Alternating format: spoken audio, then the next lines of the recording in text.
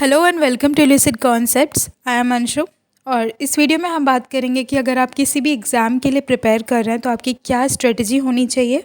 तो ये almost 99% exam पे काम करने वाला ये स्ट्रेटजी। तो स्टार्ट करते हैं। देखिए, जब भी आप किसी भी एग्ज़ाम के लिए प्रिपेयर करते हो तो आपको सिलेबस ज़रूर से पता होना चाहिए। कई बार लोग क्या करते हैं कि ऐसे फॉर्म फिल कर दिया, अभी 2 महीने बचे हैं तो सिलेबस तो देखा ही नहीं, बस स्टार्ट कर दिया पढ़ना। तो इस तरह से आपको बिल्कुल भी नहीं करना है। सिलेबस आपको अच्छे से देखना है, अच्छे से याद करना है, चाहे कितना भी कम टाइम हो। ठीक है, सिलेबस क्योंकि आपको गाइड करता है कि क्या पढ़ना है क्या नहीं पढ़ना है। और उसके बाद पी वाई क्यूज़ को काफ़ी ज़्यादा मतलब इम्पॉर्टेंस है। जब भी आप सिलेबस देखते हैं फिर उसके जस्ट बाद आप पी वाई क्यूज़ देखिए कि किस तरह से पूछा गया है। तो इन दोनों के बाद ही आप पढ़ने पे जाइए। ठीक है, सो फर्स्ट है syllabus and P Y Qs, then next है find out your strength. Okay, जब आप सिलेबस देखते हैं तो उसमें कुछ एरियाज़ तो ऐसे होंगे जहाँ पे आपको लगता है कि आप अच्छा कर सकते हैं। ठीक है, हो सकता है कि उसमें बहुत कम क्वेश्चंस पूछे जाते हो आपकी स्ट्रेंथ एरिया से।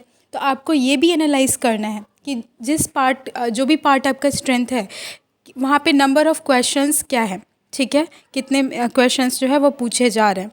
तो इस तरह से देखना है कि अगर ये स्ट्रेंथ है आपकी और यहाँ पे नंबर ऑफ़ क्वेश्चंस भी ज़्यादा हैं तो आपको वो इंश्योर करना है कि वहाँ से एक भी क्वेश्चन गलत ना हो। ठीक है, ये आपकी रिस्पॉन्सिबिलिटी होती है। नेक्स्ट है आइडेंटिफाई योर वीकनेस। तो जैसे कि आपको स्ट्रेंथ पता है वैसे आपको वीकनेसेस भी पता होना चाहिए कि कहाँ पे किस एरिया में आप वीक हैं। फिर आपको वही करना है। पी वाई क्यूज़ देखिए, नंबर ऑफ़ क्वेश्चंस किस तरह से पूछे जाते हैं। अगर नंबर ऑफ़ क्वेश्चंस ज़्यादा पूछे जा रहे हैं, ठीक है, और वो एरिया वीक है तो यही डिसाइड करेगा कि आपको एग्ज़ाम में कैसे मार्क्स आएंगे या फिर आपका रिज़ल्ट कैसा होगा। तो फिर आपको वीकनेसेस पे भी काम करना होगा। अगर नंबर ऑफ़ क्वेश्चंस कम है, ठीक है, तो फिर आप डिसाइड कर सकते हैं कि आपको कितना टाइम जो है इस पर्टिकुलर सब्जेक्ट को अलॉट करना है, उसके हिसाब से आप देख सकते हैं। ठीक है, तो ये काफ़ी इंपॉर्टेंट हो जाता है। आपको वीकनेसेस पे भी ध्यान देना होगा, इस पे भी काम करना होगा। नेक्स्ट है एलिमिनेट योर कॉम्पिटिटर। बिल्कुल सही। देखिए, कई सारे एरियाज़ होते हैं जो जैसे कि यूपीएससी ईपीएफओ एग्ज़ामिनेशन में जो है एक अकाउंट का जो है पार्ट है। ठीक है, तो अकाउंट जिसका बैकग्राउंड होगा उसके लिए वो नॉर्मल हो जाएगा, लेकिन साइंस जिसका होगा उसके लिए वो नॉर्मल नहीं होगा। और जो अकाउंट्स वाले होंगे उनके लिए साइंस नॉर्मल नहीं होगा, है ना। लेकिन industrial relations and labour laws, ठीक है, तो ये जो पर्टिकुलर पार्ट है ये सभी के लिए एक ही जैसा है। तो यहाँ पे आपको ध्यान देना है कि इस पे जो क्वेश्चंस पूछे जा रहे हैं उसमें आपको एक भी गलत नहीं करना है, क्योंकि यहीं से कंपटीशन जो है वो डिसाइड होता है। तो जो कि एक पर्टिकुलर पार्ट जो कि किसी के लिए भी कॉमन नहीं है, तो वहाँ पे आपको ये चीज़ें इंश्योर करनी चाहिए कि वहाँ से आपका क्वेश्चन गलत ना हो। तो ये काफ़ी अच्छा होता है और डिसाइडिंग फैक्टर हो जाता है एक। फिर है लो हैंगिंग फ्रूट्स।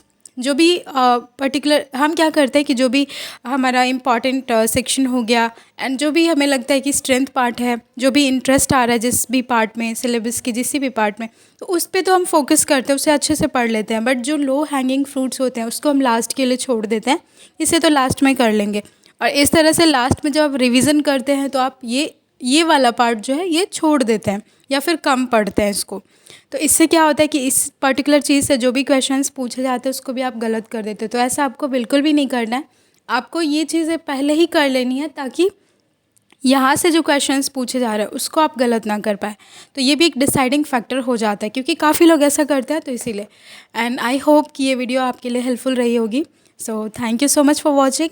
और अगर आपको ये वीडियो ज़रा से भी इन्फॉर्मेटिव लगी हो तो चैनल को सब्सक्राइब कर सकते हैं। Thank you so much.